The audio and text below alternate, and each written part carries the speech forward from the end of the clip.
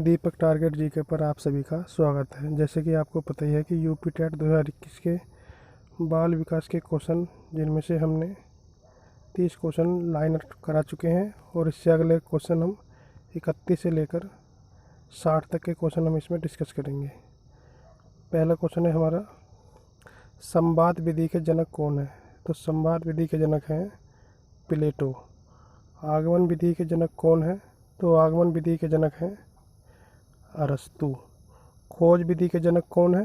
तो खोज विधि के जनक है आर्मस्ट्रांग। बुनियादी शिक्षा के जनक कौन है? तो बुनियादी शिक्षा के जनक हैं महात्मा गांधी।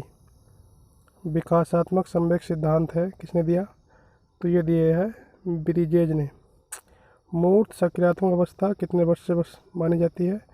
तो ये 7 से 11 वर्ष तक की है, जो जीन पियाजे ने दी हैं। जीन पियाजे ने 4 अवस्थाएं बताई हैं। क्वेश्चन नंबर 37 है हमारा, व्यवहार के कारण व्यवहार में होने वाला परिवर्तनीय अधिगम है, यह कथन किसका है? तो ये कथन गिलफोर्ड का है। क्वेश्चन नंबर 38 है आपका, शिक्षण कौशल की संख्या कितनी है? तो शिक्षण कौशल की संख्या 14 है। गेस्टाल्टवार्ट के प्रवर्तक कौन है? तो गेस्टाल्टवार्ट के प्रवर्तक है मैक्स बर्दीमन, और मैक्स बर्दीमन ये जर्मनी के रहने वाले हैं। क्वेश्चन नंबर 40 है, बर्दीमन कोहलर काफा का संबंध किससे है?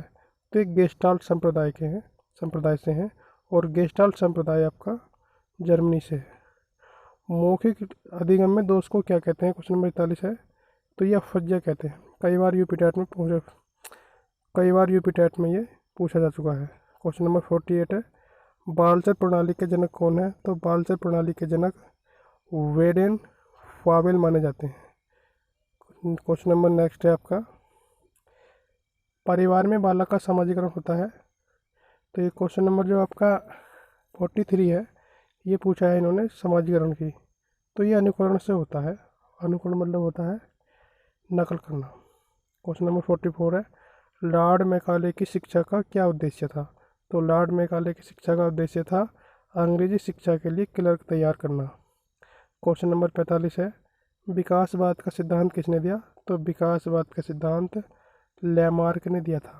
क्वेश्चन नंबर 46 है, नैतिक विकास सिद्धांत किसने दिया? तो ये कोहलबर्ग का है। तो ये नैतिक विकास सिद्धांत कोहलबर्ग का है।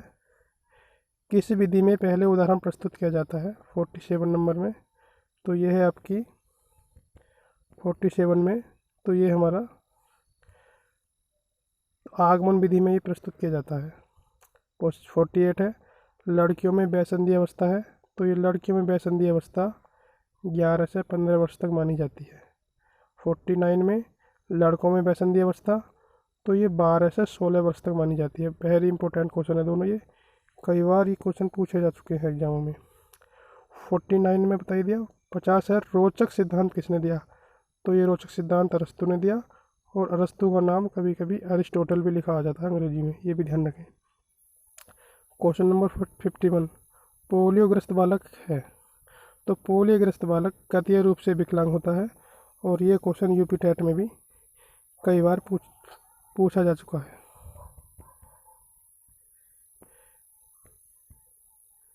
और 52 क्वेश्चन नंबर है, प्रश्नोत्तर विधि के जनक कौन है? तो प्रश्नोत्तर विधि के जनक माने जाते हैं सुकरात।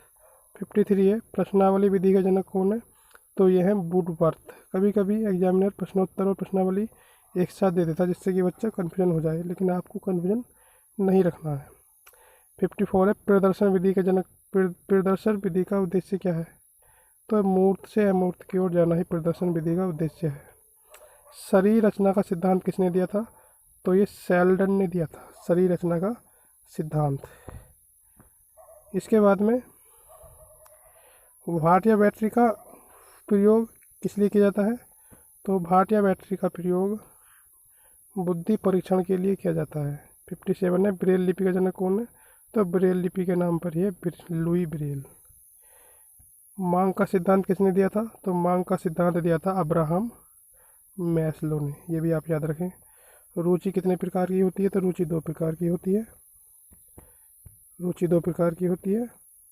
जन्मजात और अर्जित, ये भी आप याद रखें। क्वेश्चन नंबर 60 है, शिक्षा में नवाचार का संबंध किससे है? तो शिक्षण में नवीन प्रयोग से शिक्षा में नवाचार का संबंध है। और अगली वीडियो में हम 61 से 90 तक के क्वेश्चन डिस्कस करेंगे। जिन लोगों ने हमारा चैनल सब्सक्राइब ना किया हो सब्सक्राइब कर दें और अपने यार दोस्तों में से शेयर अवश्य करें। धन्यवाद।